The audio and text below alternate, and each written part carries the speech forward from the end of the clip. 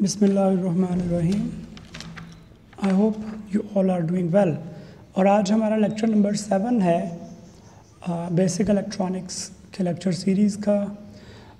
और इसमें हम क्या पढ़ने जा रहे थे, जैसे हमने प्रीवियस लेक्चर में डिस्कस किया कि 6 और 7 में जो हमारा फ्लो लेक्चर का होगा वो सीरीज़ सर्किट्स के बाद पैरेलल सर्किट्स और फिर सीरीज़ पैरेलल मिक्स कॉम्बिनेशंस, और इसको सॉल्व करने के लिए एक टेक्निक है जो रिड्यूस एंड रिटर्न मेथड कहलाती है। यहाँ पे हम आज का लेक्चर इंशाल्लाह एंड करेंगे। और अभी तक मैंने जो आपको बातें बताई हैं वो हैं सीरीज़ सर्किट, और उसके बाद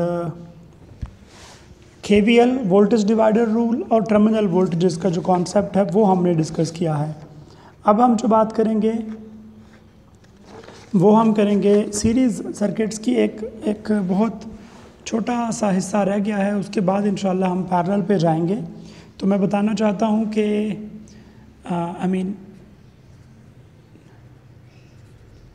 वोल्टेज सोर्सेज इन सीरीज़, अगर एक से ज़्यादा सोर्सेज हैं सीरीज़ में तो क्या होगा। हम एक सर्किट ड्रॉ कर लेते हैं, उसमें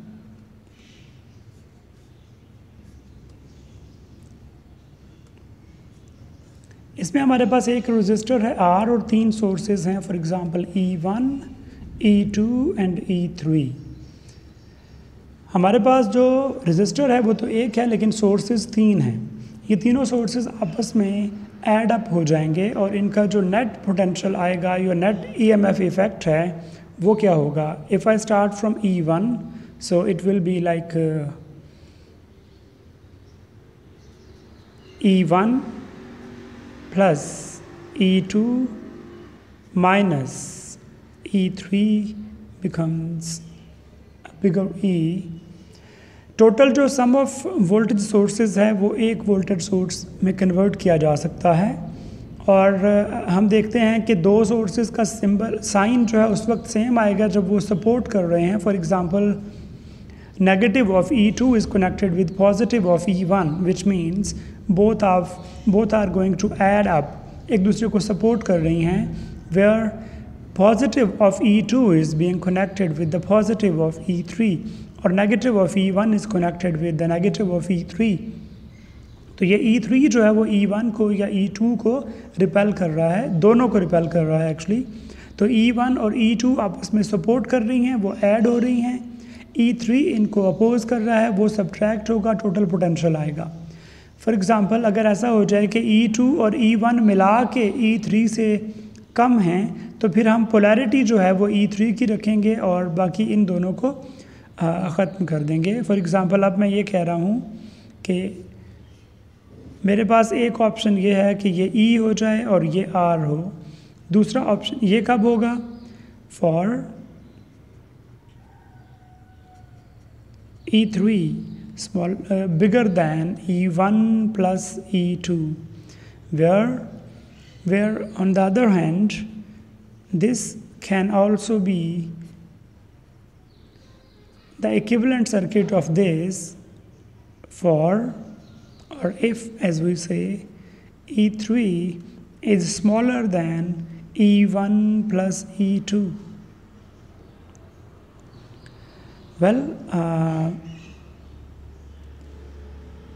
सॉरी हमने इस कंडीशन को सिर्फ गलत लिख लिया है।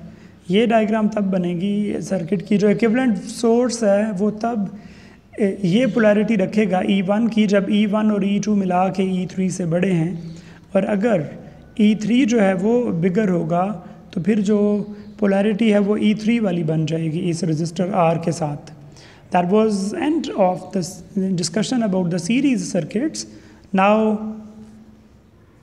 I will rather split the page for the next topic। और हमारे पास जो अब हम पढ़ने जा रहे हैं वो है parallel circuits, starting from the very simple thing, that is what are parallel circuits or what is the parallel combination। Let me tell you, if I have a voltage source here for example, और मेरे पास यहाँ पे एक register connected है R1 और एक और register connected है R2 और एक और रजिस्टर कनेक्टेड है R3।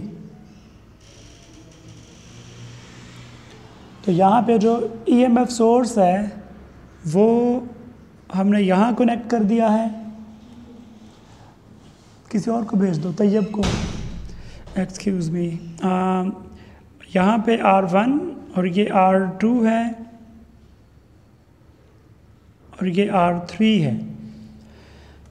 अगर हम देखें कि मेरा जो EMF सोर्स है फॉर एग्ज़ाम्पल ये 10 वोल्ट्स का है, तो इधर पॉजिटिव टर्मिनल पे इसके 10 वोल्ट्स हैं और नेगेटिव पे 0 वोल्ट्स हैं। R1 का एक टर्मिनल जो है वो +10 पे कनेक्टेड है और R1 का दूसरा टर्मिनल 0 पे कनेक्टेड है। सिमिलरली R2 का एक टर्मिनल जो लेफ़्ट टर्मिनल है वो +10 पे कनेक्टेड है और नेगेटिव टर्मिनल जो है वो -0 पे कनेक्टेड है।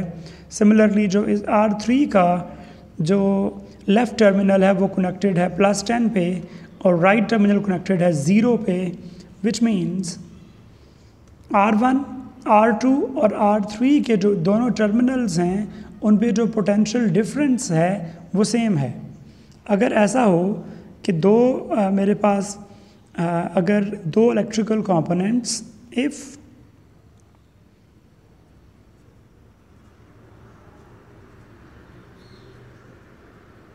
potential difference between two terminals of different electrical components is same, then the components are said to be connected in parallel। और अदरवाइज हम कह सकते हैं कि अगर मेरे पास दो इलेक्ट्रिकल कंपोनेंट्स जो हैं उनके ऑपोजिट एंड्स आपस में कनेक्टेड हैं, उनके ऑपोजिट एंड्स सेम पोटेंशियल पे हैं और आपस में कनेक्टेड हैं, तो ये दोनों कंपोनेंट्स पैरेलल होंगे। For example E source is in parallel with R1 and E source is in parallel with R2 and this E source is in parallel with R3. Similarly, R1 is in parallel with R2, E and R3, and R2 is in parallel with R1, R3 and E. Okay. हम एक circuit बनाते हैं जिसमें R1, R2 और R3 parallel में लग रहे होंगे लेकिन होंगे नहीं। They will appear to be connected in parallel. For example, मेरे पास एक रेजिस्टर है R1 और यहाँ पे दो रेजिस्टर्स हैं। This is our R1, this is R2 and this is R3. And if you ask me whether R1 and R2 in parallel, so I will say no. R1 is not in parallel with R2. Similarly, R1 is not in parallel with R3. Why is it so? Let me tell you, R1 जो है उसका एक terminal connected है battery के positive से।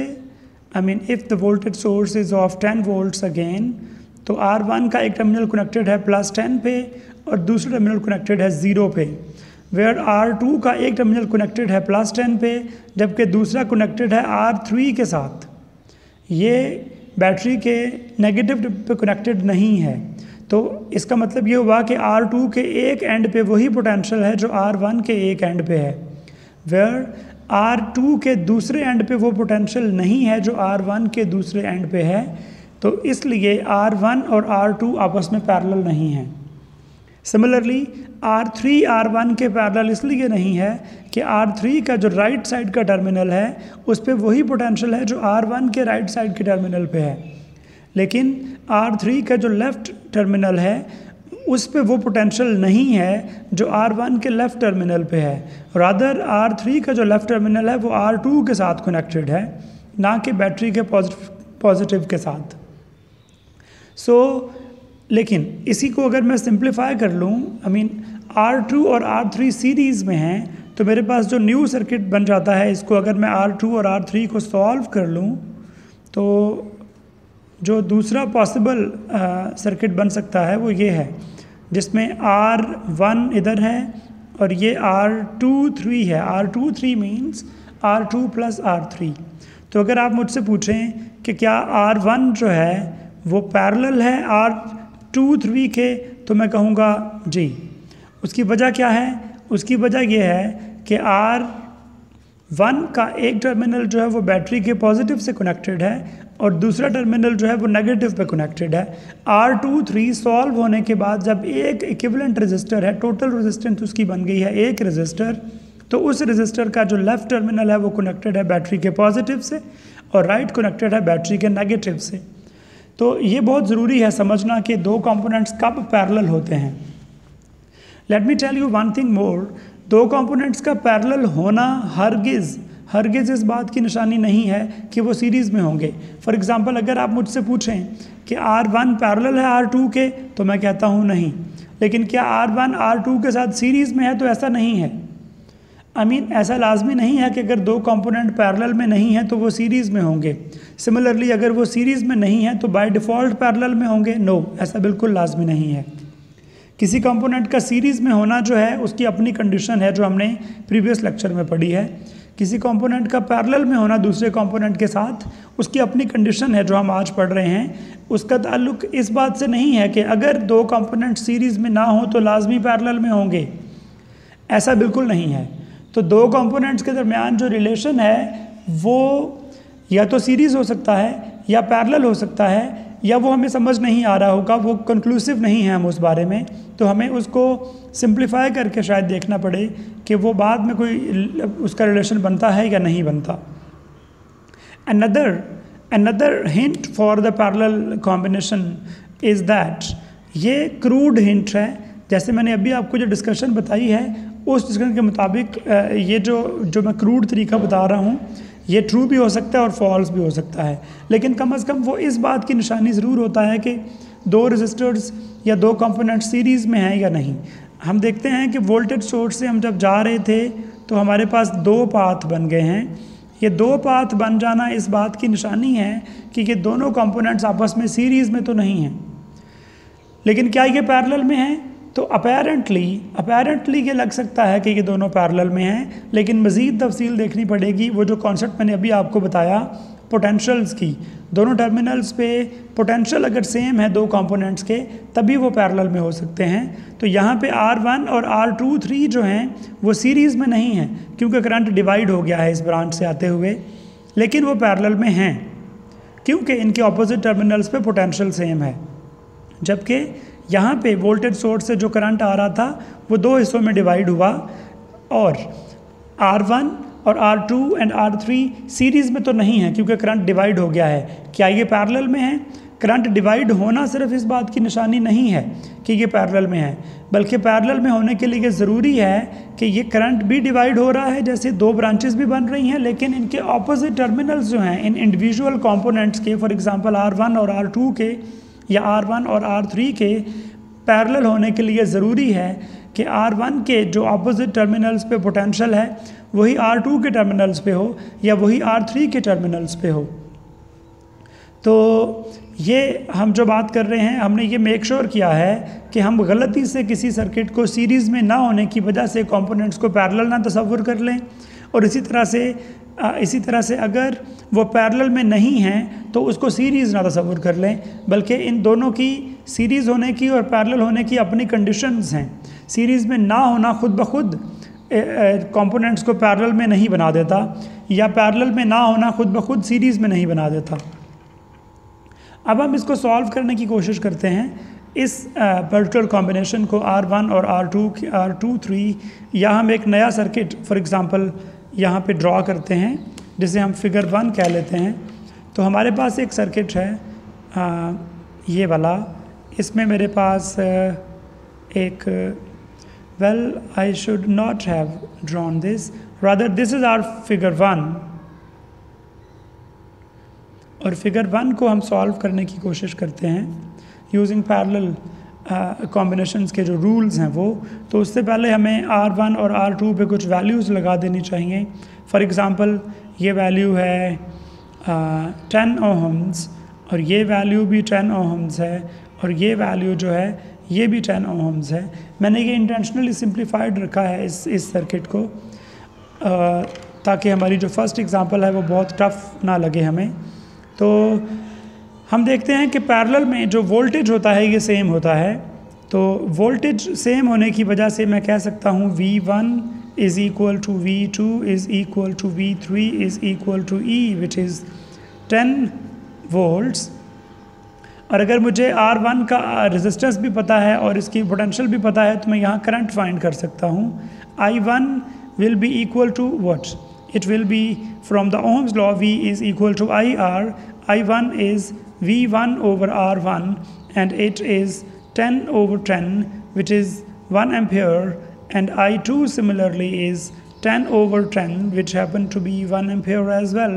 Similarly for I3 it's V3 over R3 which becomes 1 ampere again.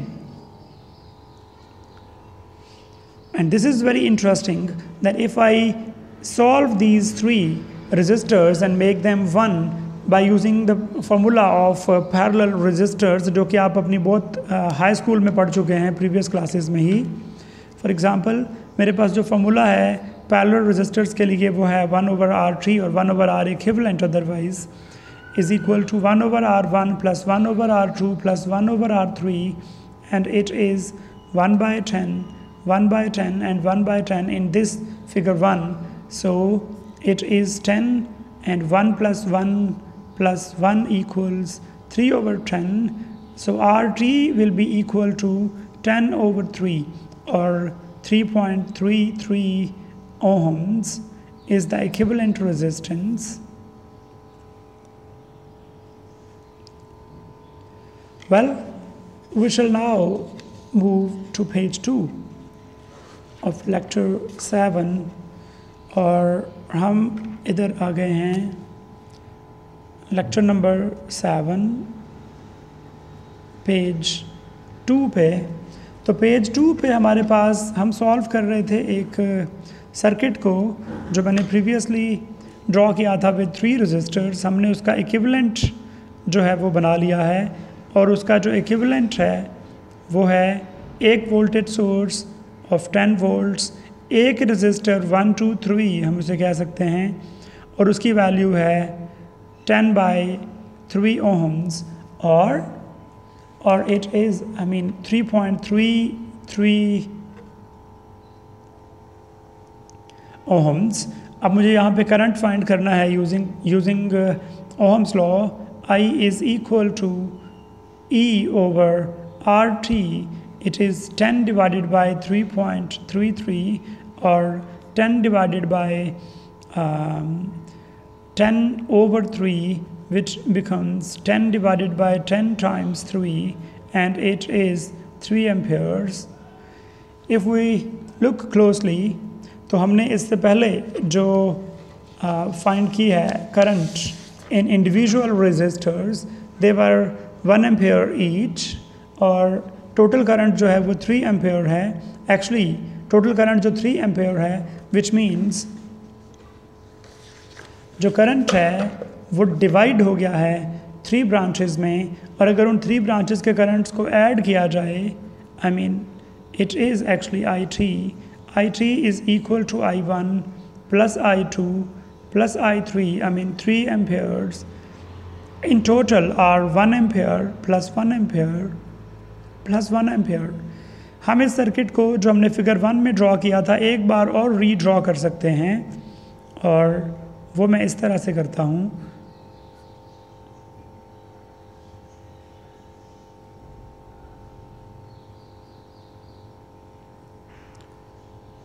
So this is R1, this is R2 and this is R3. If we see there is one point where R1, R2 and R3 joins together and there is another point where R1, R2, R3 joins together from the other terminal. Such a point जहाँ पे एक जो branch, एक जो हमारे पास एक circuit की एक लेट्स से वायर है, वो डिवाइड हो जाए मोर ब्रांचेस में, तो हम ऐसे पॉइंट को कहते हैं नोड। तो what is node? Node is actually जहाँ पे दो से ज़्यादा लाइंस मीट करती हैं, क्योंकि अगर दो लाइंस मीट करें तो that appears to be one. For example, एक लाइन इधर से आ रही है और एक लाइन इधर जा रही है, तो ये पॉइंट जो है इस पर कि एक ही लाइन लगेगी। तो इसको मैं यूँ डिफ़ाइन करता हूँ कि जहाँ पे एक से ज़्यादा लाइंस मीट करें। फॉर एग्जांपल, एक लाइन आ रही है, एक ये है, दूसरी ये है, तीसरी ये है, तो यहाँ पे 4 लाइंस मीट कर रही हैं and they appear to be 4 actually. तो नोड एक ऐसा पॉइंट है जहाँ पे करंट डिवाइड होता है, वी कैन से, जहाँ पे ब्रांचेस बढ़ जाएंगी वहाँ पे करंट डिवाइड हो जाएगा। ये भी एक और नोड है। यहाँ पे इस सर्किट में 2 नोड्स हैं and let me make it clear to you कि इसी जो फिगर 1 थी हमारे पास, यहाँ पे आपको गलती से लग सकता है कि यहाँ पे एक नोड ये है, फिर एक ये नोड है, इसी तरह ये एक नोड है और ये एक नोड है। तो मैं आपको क्लियर करना चाहता हूँ कि नोड तब तक सेम नोड रहता है जब तक कोई इलेक्ट्रिकल कंपोनेंट ना आ जाए। फॉर एग्जांपल, ये जो सारा पोर्शन है, ये सारा इलेक्ट्रिकली सेम पोटेंशियल पे है। इलेक्ट्रिकली सेम पोटेंशियल का मतलब होता है कि दरमियान में कोई electrical component, resistor, voltage source, capacitor, inductor कुछ भी नहीं है। सिमिलरली यहाँ पे है। तो आपकी जो बुक है, अगर आप उसमें देखेंगे तो node technically is not a point, but rather ये एक लाइन है कंप्लीट, और एक वायर है वहाँ तक जहाँ तक कोई इलेक्ट्रिकल कंपोनेंट ना आए, जहाँ तक पोटेंशियल सेम रहे। तो बैटरी का जो 10 पॉजिटिव है वो यहाँ भी है, यहाँ भी है, यहाँ भी है और यहाँ भी है। तो ये सारा जो पोर्शन है ये नोड है, इधर ये भी एक नोड है। तो आपको यहाँ पे ये लग सकता था कि नोड्स इस साइड पे, लेफ़्ट साइड पे एक से ज़्यादा नोड्स हैं, लेकिन वो गलत कॉन्सेप्ट होता। ये सारे एक ही नोड हैं। सिमिलरली राइट साइड पे भी एक ही नोड हैं। तो इस सर्किट में फिगर 1 में एक नोड है और इधर भी एक नोड है, टोटल 2 नोड्स हैं। हमने इसको जब रीड्रॉ किया है, उसकी सिर्फ लुक वैसी हो गई है जैसी आप एक्सपेक्ट कर रहे होंगे कि नोड जिसको आप कहते हैं। अदरवाइज़ इसमें भी 2 नोड्स हैं और फिगर 1 में भी 2 नोड्स थे।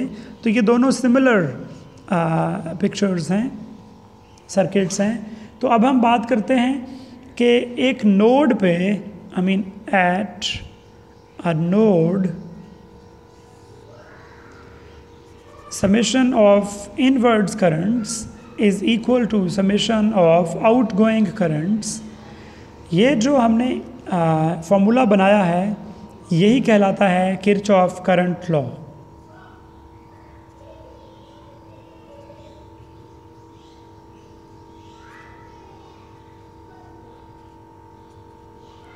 Kirchhoff's current law, or KCL in short, says that sum of inwards currents is equal to sum of outwards currents at a node। इसका मतलब है कि अगर बैटरी में से एक करंट, अगर हम अब directions of conventional current draw करें हमारे इस सर्किट में, they should appear like this. Battery का जो पॉजिटिव है वो इधर है, तो कन्वेंशनल करंट जो है वो इस नोड की तरफ आ रहा है, इनवर्ड्स करंट है, और ये आउटगोइंग करंट्स हैं तीनों। तो इसका मतलब है अगर इनवर्ड्स करंट 3 एम्पेयर है तो आउटगोइंग करंट्स के तीनों मिला के 3 एम्पेयर्स बनने चाहिए, जो कि बन रहे हैं। तो इसका मतलब किरचॉफ्स करंट लॉ जो है वो वैलिड है हमारे इस सर्किट में।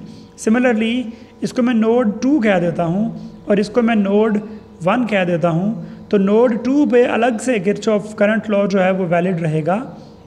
फॉर एग्ज़ाम्पल, इसमें ये करंट R3 से, R2 से और R1 से, जिनके नाम हमने I1, I2, I3 रखे हैं, और जो टोटल करंट बनेगा इसके बाद बैटरी के नेगेटिव में जा रहा होगा, ये तीनों करंट जो इनवर्ड्स हैं ये मिलके इस आउटगोइंग करंट के बराबर होगा। तो at any node Kirchhoff's current law is valid. That means summation of inwards currents is equal to summation of outgoing currents, और otherwise we can say summation I is equal to 0 amperes. क्योंकि जो inwards currents हैं अगर उनके symbol positive हैं तो outgoing currents के symbol जो हैं वो नेगेटिव होंगे, तो ये कैंसल आउट होके 0 बन जाएंगे। Let me now extend our discussion to another important topic, और जो कॉन्सेप्ट है नेक्स्ट हम उसकी बात करने जा रहे हैं अब। हमें पता है कि टोटल जो आई टी है वो है E over R T from Ohm's law. इसी तरह से जो आई वन है वो है V one over R one, और जो आई टू है वो है V2 ओवर R2, और अगर एक और रजिस्टर हो जो I3 है तो ये होगा V3 over R3, where V3 is the potential drop across the ends of the resistor R3, V2 is the potential drop across the R2, and V1 is the potential drop across the R1. Well, हम यहाँ पे लिखते हैं कि हमारे पास जो I1 है this is equal to V1 divided by R1, where V1 in this case, V1 is the potential drop across R1, and R1 is happen to be parallel with the voltage source E. तो इसका मतलब ये हुआ कि R1 पे वही potential होगा जो बैटरी का पोटेंशियल है E। तो मैं क्या कर सकता हूँ, मैं इस E की जगह पे पुट कर सकता हूँ वैल्यू। तो ये बन जाएगा E की जगह पे अगर वैल्यू पुट करूँ तो it will be I T R T into 1 over R1, और हम इसे यूँ कह सकते हैं R T divided by R1 times I T. Similarly अगर मैं I2 की बात करूँ तो वो होगा V2 1 over R2, which means V2 again is in parallel, R2 is in parallel with the E, so V2 is as same as E. So it will give us, from V2 we can say that V2 is equal to E 1 over R2, which actually means IT RT into 1 over R2, which means RT over R2 times IT. Similarly, we can have the same expression for R3, and in general, if there is a resistor Rx, then the current through Rx will be equal to RT, which is the total resistance in parallel for those components. Those are parallel with Rx, divided by Rx times total current dividing in those branches. ये जो formula है हम इसे कहते हैं ये current divider rule है, क्योंकि ये इनहेरिट किया है हमने किरचॉफ करंट लॉ से, तो ये बेसिकली उसी की एक्सटेंशन है।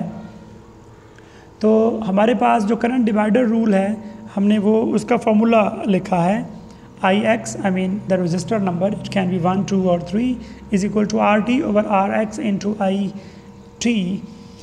यहाँ पे ये बात इम्पॉर्टेंट है कि अगर RT जो है टोटल रेजिस्टेंस है of the resistors in parallel with RX, तो अगर फ़र्ज़ करें कि दो रजिस्टर्स हैं सिर्फ पैरेलल में, तो दो रजिस्टर्स के लिए जो RT का फॉर्मूला बनता है हम उसे ज़रा थोड़ा सा मॉडिफाई कर लेते हैं। मैं यहाँ पे लिख रहा हूँ RT for parallel resistors, RT for parallel resistors when there are two resistors only। तो हमारे पास जो पैरेलल में फॉर्मूला है वो है RT is equal to 1 over R1 plus 1 over R2। हम इसका LCM लें तो ये बन जाएगा R1 R2 and R2 plus R1, और ऑल्टरनेटिवली अब हम इसको क्रॉस मल्टीप्लाई कर दें या इसका इन्वर्ट ले लें तो ये क्या बन जाएगा R1 R2 divided by R1 plus R2।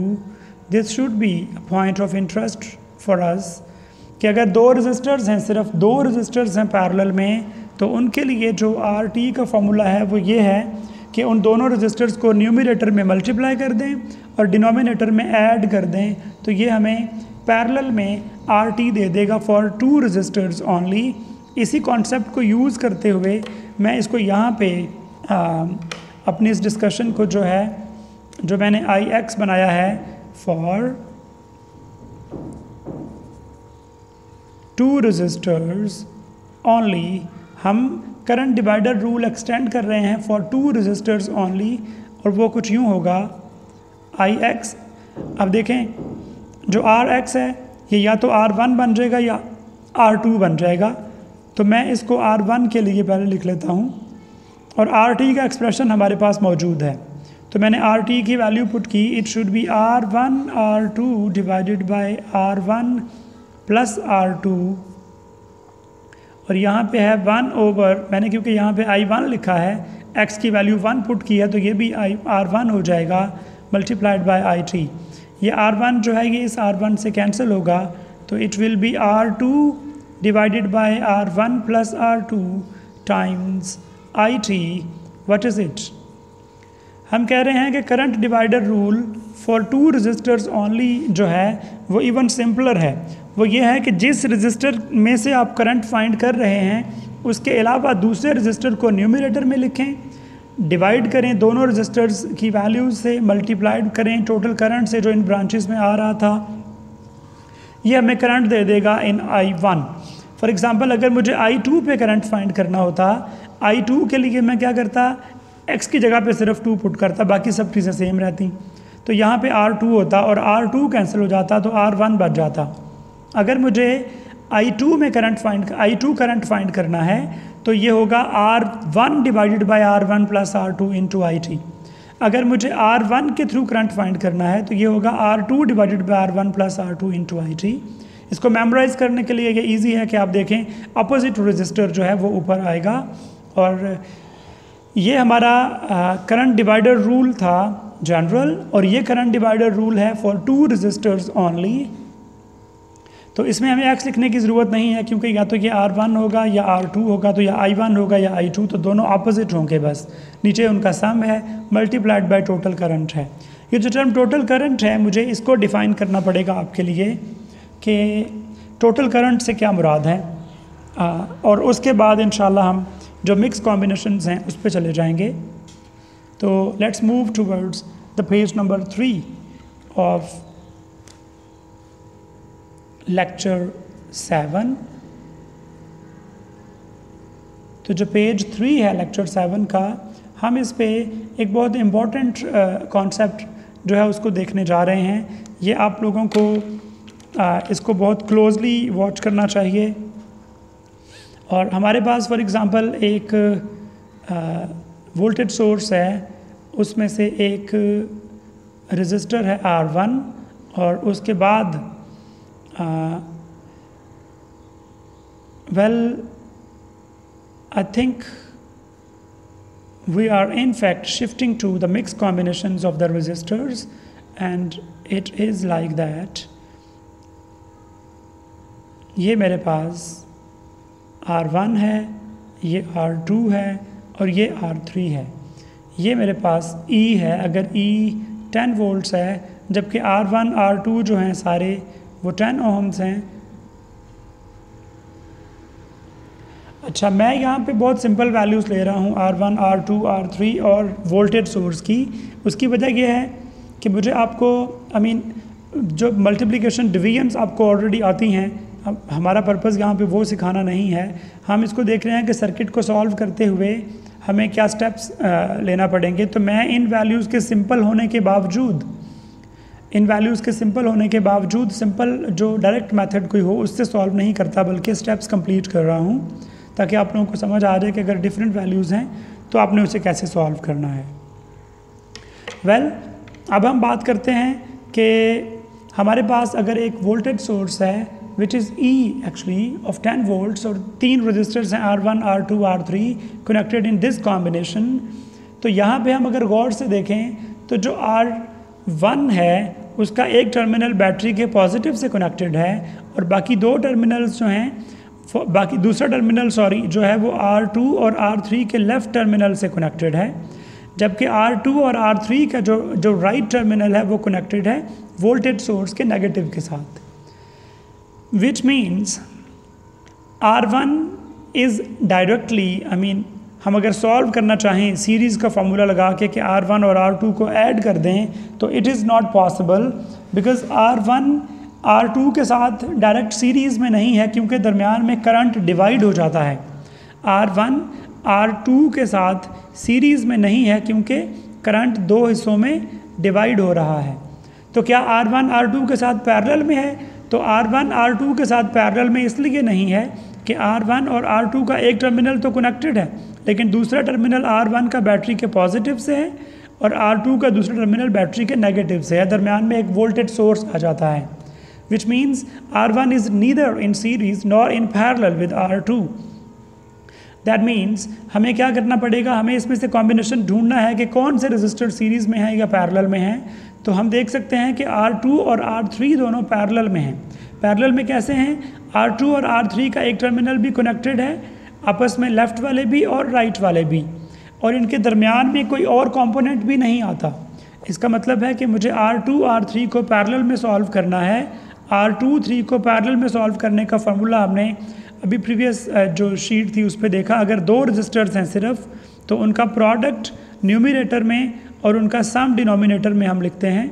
तो ये बन जाएगा 100/20 विच मीन्स 5 ओहम्स, और R123 जो है वो बनेगा टोटल हमारे पास जो रेजिस्टेंस है, और वो क्या होगी? वो होगी, अगर मैं इस सर्किट को रीड्रॉ करूँ, पहला जो स्टेप है उसको सॉल्व करने के बाद, तो ये R1 है और ये R23 है, ये मेरा EMF सोर्स है। तो R123, now R1 is in series with R23 because there is no other division of current, कोई ब्रांचेस नहीं है मज़ीद। तो R123 which happen to be RT as well, वो है R1 plus R23 which means 10 + 5 15 Ohm's. तो हमारे पास जो टोटल करंट है वो टोटल रेजिस्टेंस के बाद हम कैलकुलेट कर सकते हैं कि कितना है। वो आएगा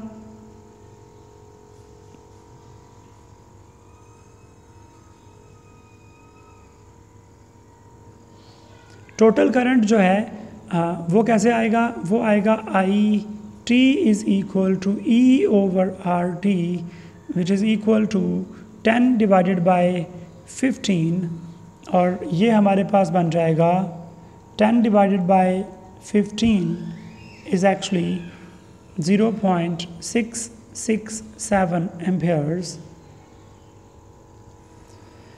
तो ये हमारा IT है, टोटल करंट है 0.667 एम्पेयर्स, और ये टोटल करंट जो है वो डिवाइड होगा इन दो ब्रांचेस में। अगर मुझे R2 में से करंट फाइंड करना है विच इज़ I2, तो R2 और R3 क्योंकि पैरेलल में हैं तो मैं करंट डिवाइडर रूल लगाऊंगा फॉर टू रजिस्टर्स ओनली वाला। तो मेरे पास आ जाएगा R3 divided by R1 plus R2 into IT, which means I2 is equal to 10 divided by 10 plus 10 times 0.667, तो ये बन गया हमारे पास 10 times 0.667 divided by 20, तो ये है 0.667 divided by 2, तो as we know ये बन जाना चाहिए 0.3, बट ये बन जाएगा 0.33 एम्पेयर्स। इसी तरह से I2 जो है उसमें भी यही करंट बनेगा क्योंकि रेजिस्टर्स दोनों की वैल्यूज़ जो हैं वो सेम है। तो हमने ये पैरेलल कॉम्बिनेशन में एक रेजिस्टर को सॉल्व किया है। हमारा जो नेक्स्ट टॉपिक है वो बहुत इस डिस्कशन के बाद वो बहुत इजी है, और वो है रिड्यूस एंड रिटर्न मेथड। मैं एक सर्किट यहाँ पे प्लॉट करता हूँ और वो है कुछ इस तरह से कि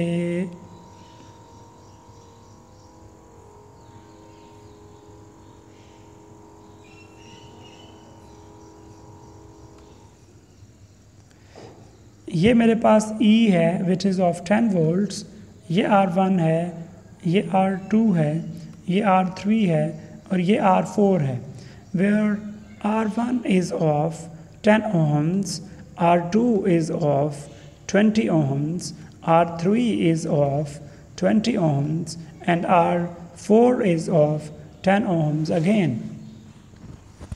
मुझे कहा गया है कि find current through each resistor, find current through each resistor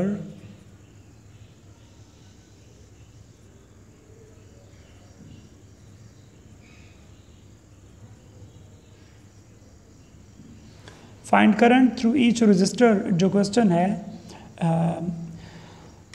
वो क्या होगा। करंट थ्रू ईच रजिस्टर जो है उसको हम कैलकुलेट करने के लिए डायरेक्ट हमारे पास कोई रिलेशन ऐसा है नहीं जिससे हम करंट फाइंड कर सकें।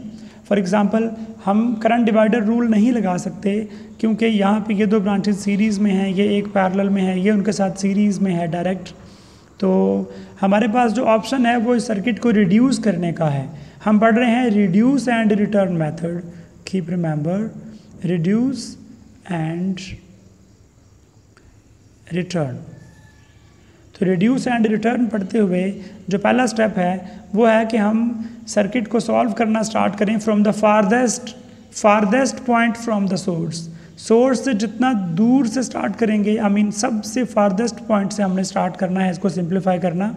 तो यहाँ से सिंप्लीफाई करना स्टार्ट करें तो R2 और R3 जो हैं वो एक दूसरे के साथ सीरीज़ में लग रही हैं और R4 और R3 एक दूसरे के साथ पैरेलल में लग रही हैं। ये मैं यहाँ पे आपको बता दूँ कि R3 R4 पैरेलल में नहीं है क्योंकि R3 R4 का जो ये टर्मिनल है ये आपस में कनेक्टेड है, सेम पोटेंशियल पे है, जबकि R3 का दूसरा टर्मिनल R4 के टर्मिनल से डायरेक्टली कनेक्टेड नहीं है बल्कि उनके दरमियान में एक रेजिस्टर है। तो R3 R4 जैसा हमें लग रहा था पैरेलल में होंगी वो नहीं है।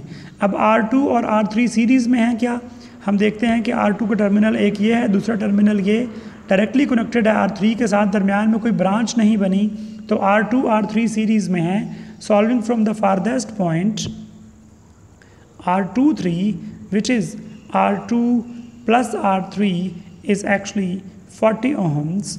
और जब मैं इसको सॉल्व कर लूँगा तो मेरा जो सर्किट है उसकी डायग्राम कुछ यूँ बनेगी। पहले स्टेप के बाद